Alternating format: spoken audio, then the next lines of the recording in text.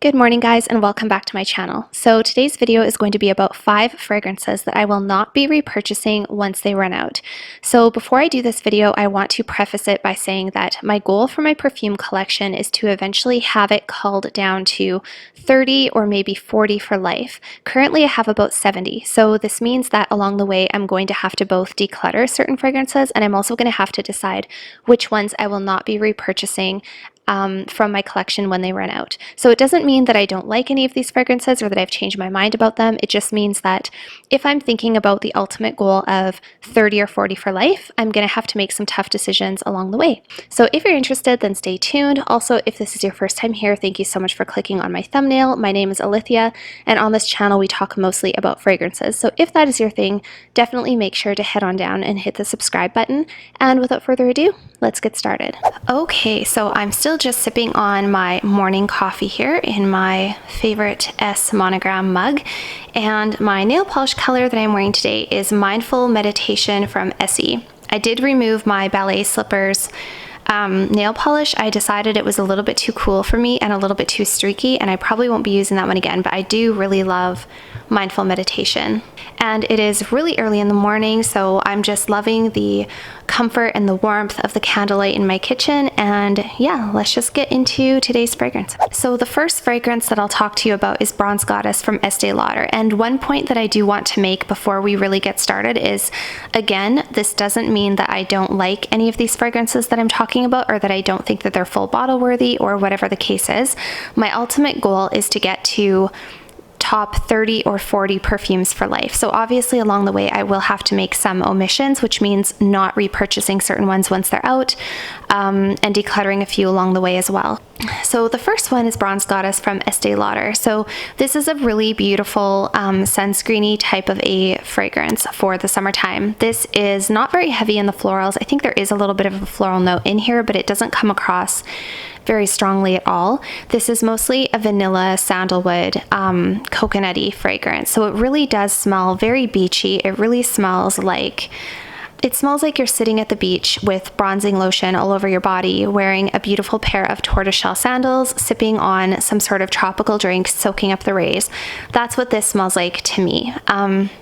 I've mentioned before, if you guys have ever used the Victoria's Secret shimmering bronzing lotion, this smells very similar to that. It really smells very sun-kissed and very sandy, and it really just does smell like the beach.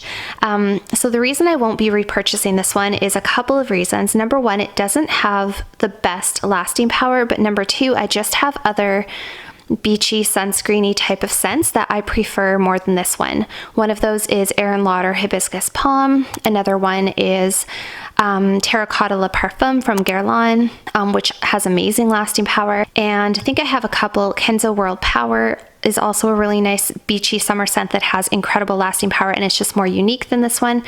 I like this one, but this is one I would literally put in my beach bag and spray myself with at the beach. This isn't one I would wear for going out for dinner or at the office. So I really love it, and I definitely will wear this, and I might even start wearing it now just because why not? It smells really nice. Yeah, but I think when this one is gone, I don't think this is going to be on my top priorities to repurchase. So it is a lovely fragrance, and like I say, I could change my mind. We'll see how much I wear this and how I feel when I wear it over the next year or so, but currently it's one that I'm thinking I probably will not bring back once I'm out. The second one that I will not be repurchasing when I'm out is Armani Code Cashmere. So many of you have probably heard of this one, and you probably heard that this one is also discontinued. So that's a large part of why I will not be repurchasing this one. Obviously, I don't think I'll be able to find it anywhere. Currently, you can still find this sometimes on a discount website. It will pop up from time to time. And also, if you go to some stores across Canada, at least where I live, certain Shoppers Drug Marts still do have this in stock, because I think a lot of places don't realize it's discontinued, and a lot of people obviously who live in those places must not be perfume connoisseurs, because I still see this sitting on the shelf in a lot of places. So it's not completely out of reach yet, but it's one of those fragrances that I don't reach for as often as I wish that I did. And I recently had this conversation with a friend of mine. It's a really nice fragrance. It's a very sexy, evening, cashmere-y, creamy I believe Orange Blossom. But yeah, if this was one that was an absolute favorite, like a lifetime favorite, or one that I just was in love with, I would absolutely have a backup bottle, knowing that I'm not going to be able to find it pretty soon. And obviously that's not how I feel about this perfume. So yeah, this is a really beautiful fragrance, but I'm going to try to use it up over the next couple of years, and then I'm not going to be in a rush to find a backup bottle or bring this one back. I just have other nighttime fragrances that I prefer more than this one, and especially being that I'm trying to cull my fragrance collection down to 30 or 40 for life, this one just does not make the cut if I'm looking at it from that perspective. The next one that I will not repurchase once it's run out is La Vie Belle Eclat. And I love this fragrance, don't get me wrong, you guys. This is one of the fragrances I purchased way back in the beginning of quarantine, and I still really like this one a lot. And you can see that I've put actually a pretty good dent in it, and I do intend to continue wearing this one. And I don't know, maybe I'll change my mind about this one, because this one is really, really nice when you layer it with Mon Guerlain. It's just that, like I said, I'm trying to look at my perfume collection as eventually getting to a point where I have my 30 or 40 for life that I want to keep, and I don't think this one quite makes the cut, only because I prefer La Vie Belle Intense Mint, which I hope they don't discontinue. I really prefer La Vie Belle Intense Mint. That one has everything that I want in a La Vie Belle perfume. It's sweet, it's flirtatious, it has great lasting power. You can wear it for daytime or nighttime. It's sexy. The scent profile of La Vie Belle Intense Mint for me is 10 times better than this one. It just is. This, however, is a really sexy, sweet, easy grab and go, no-brainer, dumb reach. The other issue with this one is that it really reminds me of the beginning of COVID times and lockdown, because that's when I wore this the most, was in about March and April of 2020. So it really does take me back to a place mentally of just, you know, not good times, obviously. So I might have to make some new memories with this one, but currently, as I'm feeling about this perfume, I don't think I will bring it back when it runs out. But like I say, I will see how I feel. It's just that if I am trying to get to 30 or 40 for life, I don't think this one quite makes the cut. The next one that I will not be repurchasing once it's out is my Valentino Valentina Poudre.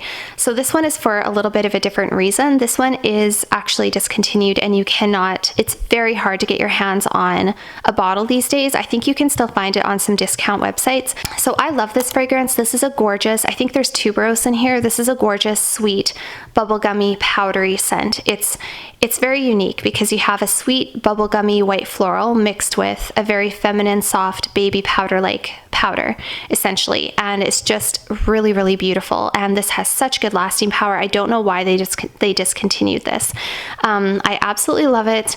I will not be repurchasing it though, because I won't be able to get my hands on it. And unfortunately, I don't wear it enough to make it worth having a backup bottle.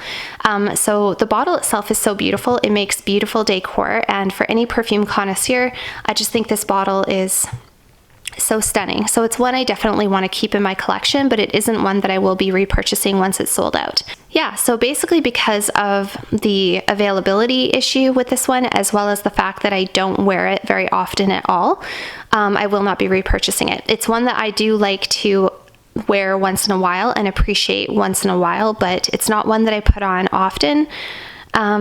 Yeah, but I do still really, really love this perfume. This is one of my all-time favorite powdery scents.